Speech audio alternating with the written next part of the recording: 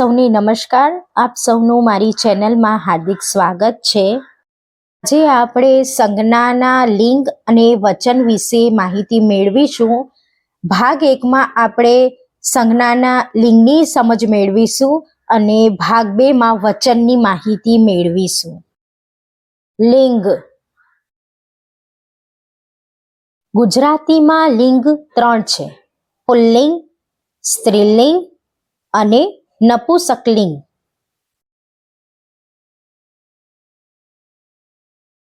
જે સંજ્ઞાના લિંગને ઓળખવા માટે મોટા ભાગે કેવો વિશેષણ લગાડવું પડે એ પુલ્લિંગ સંજ્ઞાઓ કહેવાય.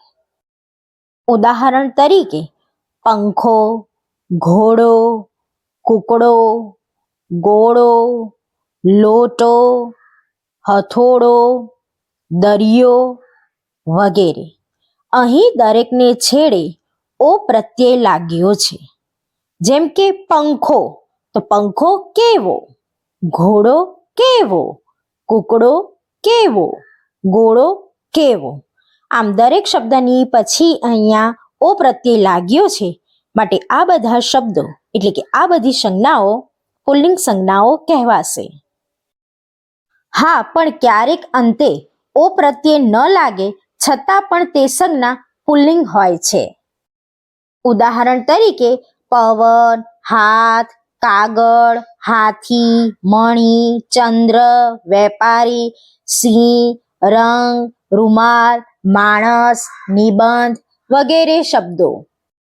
બાળ દોસ્તો, તમે આ જે શબ્દો કે સંજ્ઞા જોઈ રહ્યા છો તેના અંતે ઓ પ્રત્યય નથી આવતો, પરંતુ તો પણ પવન કેવો, હાથ કેવો, ત્યારે આ બધી સંજ્ઞાઓ પણ પુલ્લિંગ જ કહેવાશે.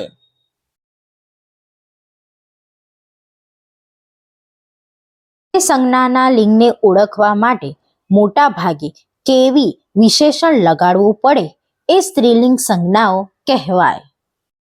જેમ કે દીકરી, ઘોડી, ફિરકી, કુકડી, સાડી, લોટી, સોટી, નદી વગેરે.